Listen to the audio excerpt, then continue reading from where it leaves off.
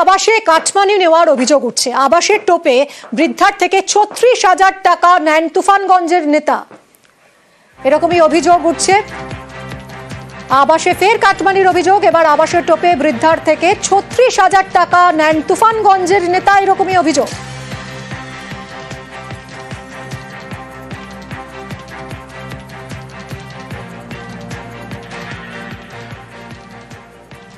এখানে শালবাড়ি ২ নং গ্রাম পঞ্চায়েত বিজেপির হাতে, প্রধান বিজেপির গ্রাম পঞ্চায়েতটা বিজেপি পরিচালিত। তাদের তোলা বাসকে এখানে বালি চাপা দেওয়ার জন্য, তাদের দুর্নীতিকে বালি চাপা দেওয়ার জন্য এখানে যেহেতু ঘর করে দিবে, রাস্তা করে দিবে, ওই কথা ভাইয়া টাকা নিয়েছে ৩৬,০০০ মিলন বর্মন পঞ্চায়েত করে।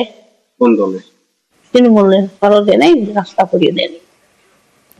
কথা বলবো আমাদের প্রতিনিধি রাজকুমারের সঙ্গে। রাজকুমার, আবারও আবাসে কাটমানি নেওয়ার অভিযোগ উঠছে, ঠিক কি অভিযোগ করছেন এই বৃদ্ধা? ঠিক এটি হলো কোচবিহার জেলার তুফানগঞ্জ ২ ব্লকের শালবাড়ি গ্রাম পঞ্চায়েতের ঘটনা। এখানকার বাসিন্দা চিত্রা বর্মন, তিনি যেটা অভিযোগ করেছেন, স্থানীয় তৃণমূল নেতা, তৃণমূলের অঞ্চল সভাপতি মিলন বর্মন, তিনি তাকে আবাসের ঘর পাইয়ে দেবেন বলে এবং তার বাড়ির সামনে একটি রাস্তা করে দেবেন বলে তার কাছ থেকে ৩৬,০০০ টাকা নিয়েছিলেন, কিন্তু তিনি আবাসের ঘরও পাননি, তার বাড়ির সামনে রাস্তা হয়নি।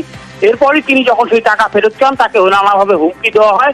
গোটা ঘটনা নিয়ে চিত্রা বর্মন গতকাল তুফানগঞ্জের বক্সিরহাট থানায় অভিযোগ দায়ের করেছেন ওই তৃণমূল নেতার বিরুদ্ধে।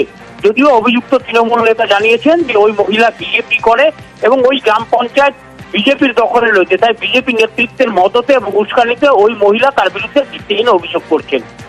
মিমি, শুভঙ্কর, এই যে তুফানগঞ্জের এই নেতা, তিনি কি প্রশাসনিক কাজের সঙ্গে যুক্ত? মানে এই যে আবাসের বাড়ি পাইয়ে দেওয়ার ক্ষমতা কি তার আছে?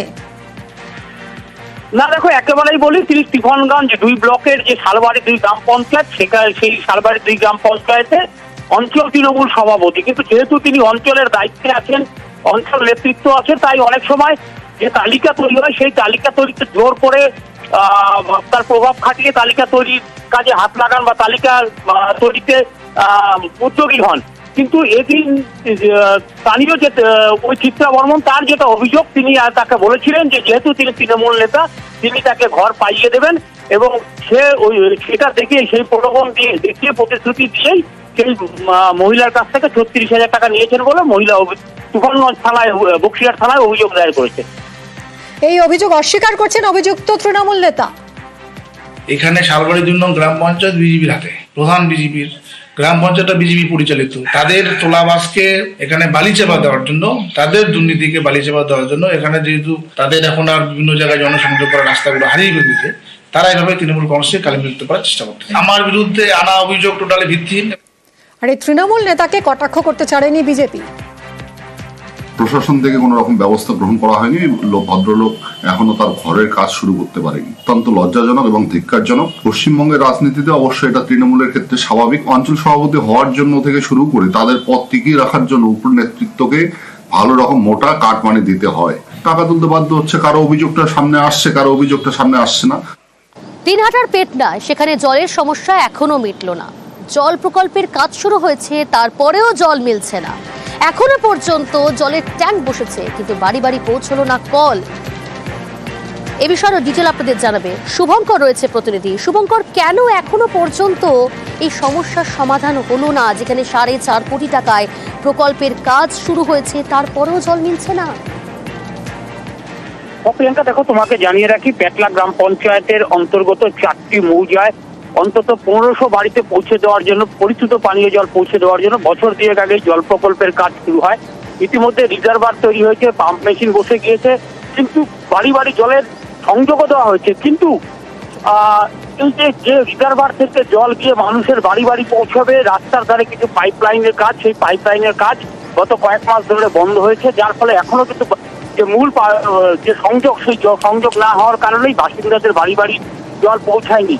এদিকে প্রচন্ড গরম, সেই গরমে কিন্তু অতিষ্ঠ বাসিন্দারা, তাদের যেটা বক্তব্য, এখনো গরম সেভাবে পড়েনি, তাতেই এই অবস্থা। আগামীতে আরো কি হবে সেটা ভেবেই তারা দুশ্চিন্তায় আছেন। এবং বাসিন্দাদের যেটা বক্তব্য, যেহেতু তারা একটা গ্রামীণ এলাকার মানুষ, তাদের পক্ষে জল কিনে খাওয়া সম্ভব না, তাদের তাই স্থানীয় যে অগভীর নলকূপের জল, সেই নলকূপের জলই পান করতে হচ্ছে।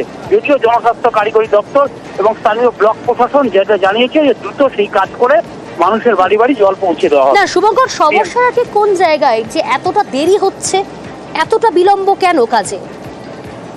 হ্যাঁ প্রিয়াঙ্কা, তোমাকে জানিয়ে রাখি, যেখান থেকে জলটা রিজার্ভ করা হবে সেই রিজার্ভার থেকেই পাইপ লাইনের মাধ্যমে মানুষের বাড়ি বাড়ি বা গ্রামে জল সংযোগ দেওয়া হবে। এই যে পাইপলাইন পোতার কাজ, পাইপলাইন মাটির নিচে খনন করে পোতার কাজ, সেই কাজটাই কিন্তু হয়নি, যার ফলে পানীয় জলের সংযোগ দেওয়া যায়নি। প্রিয়াঙ্কা, বেশ, আসে না, কাজ লেট হচ্ছে, আজ না কালে এইভাবে। তো তাহলে আপনাদের কি এখন সমস্যা হচ্ছে? সমস্যা তো হচ্ছে, দূর থেকে আনতে হয় জল। কবে এটা দিবে? এটা কবে দিবে ঠিক বলতে পারি না স্যার। না, সেটা তো পিএইচই দপ্তরের সাথে কথা বলতে হবে। ওদের তো ওরা কেন দিচ্ছে না, পাম্প হাউস গুলো রেডি আছে কিনা সেটা তো একটু খোঁজ করতে হবে। এখন কত নম্বর স্কিম ওটা? ওটা ঠিক বড় আছে, আমি- লাঠিনা জল প্রকল্প। ঠিক আছে, আমি পিএইচই দপ্তরের সাথে কথা বলে দেখি। হ্যাঁ, আলিপুরদুয়ারের দিকে এবার নজর রাখা যাক। আলিপুরদুয়ারে ঢুকছে সরকারি বাস পরিষেবা, সরকারি বাসের সংখ্যা কমছে আলিপুরদুয়ারে। খুব স্বাভাবিকভাবেই অফিস টাইমে যাত্রীদের ভোগান্তি করতে হচ্ছে, এবং শুধু তাই নয়, সমস্যায় পড়তে হচ্ছে নিত্যদিন সেখানকার স্থানীয় বাসিন্দা থেকে যাত্রীদের, নিত্যযাত্রীরা কি বলছেন একবার শোনাই। ওখানে আমাকে বলে 4টার আগে কোনো বাস নেই। অনেক 1 ঘন্টা প্রায় দাঁড়িয়েছি, কোনো বাস পাচ্ছি না। সরকারি বাস তো নাই বললেই চলে, সরকারি বাস তো অবশ্যই দরকার। ঘন্টা ধরে দাঁড়িয়ে আছি, কোনো বাস নেই। আর আমরা সরকারি বাসে জার্নি করাটাই পছন্দ করি, কিন্তু বাসের কন্ডিশন খুবই খারাপ, সিটে বসা যাচ্ছে না। আমার মনে হয় সরকারি বাস আরও হলে পাবলিকের খুব ভালো হয়। রাজকুমার রয়েছে প্রতিনিধি। রাজকুমার, ঘন্টার পর ঘন্টা অপেক্ষা করতে হচ্ছে, বাস কম, সংখ্যা অনেকটাই কম, কিন্তু কেন? দেখো প্রিয়াঙ্কা, এই যে কেন, এটা কিন্তু কার্যত লাখ টাকার প্রশ্নে পরিণত হয়েছে আলিপুরদুয়ারে। তার কারণ হচ্ছে এর জবাব সঠিকভাবে যে উত্তরবঙ্গ রাষ্ট্রীয় পরিবহন সংস্থা তারা দিতে পারছে না। তবে একটা শ্রেণী থেকে শোনা যাচ্ছে যে নতুন কিছু বাস আলিপুরদুয়ারে আসার কথা ছিল, যেই কারণে নতুন বাসগুলো না আসায় এই সমস্যা হচ্ছে। জেলাতে মোট 25টি রুট আছে, সেই রুটে 25টা রুটেই কিন্তু বাস কম। এমনকি আলিপুরদুয়ার ডিপোতে মোট এখন 39 অর্থাৎ 39টা বাস রয়েছে। এর মধ্যে 7 থেকে 8টা বাস, যে ছবি আমরা দেখাচ্ছি, ঠেলে চালাতে হয়। অর্থাৎ এই বাসগুলোকে না ঠেললে নাকি স্টার্টই হয় না, এবং কোনো সময় বিগড়ে যায় রাস্তাতেও। সেই কারণে এই বাসগুলোকেও অত্যন্ত সতর্কভাবে চালাতে বাধ্য হচ্ছে উত্তরবঙ্গ রাষ্ট্রীয় পরিবহন সংস্থা। ফলে সব মিলিয়ে কিন্তু বাস পরিষেবা বেহাল, এবং তার ভোগান্তিতে পড়ছেন নিত্যযাত্রী থেকে যাত্রীরা। প্রিয়াঙ্কা, বেশ, মেকানিক্যাল ত্রুটি অনেক সময় হয়, কিন্তু পাচ্ছে না গাড়ি সরকারি, এ ধরনের বিষয় নেই। আসলে সরকারি গাড়িতে ওঠার মানুষের টেন্ডেন্সি বেড়েছে, ফলে মানুষ অন্য গাড়িতে না উঠে পাবলিক গাড়ি, সরকারি বাসের জন্য অপেক্ষা করে যে সরকারি বাস এলেই তারা উঠবে। তবে যে রুটগুলোতে আমাদের খুব প্যাসেঞ্জার রাশ থাকে, আমরা চেষ্টা করি সেখানে ফ্রিকোয়েন্সি বাড়ানোর।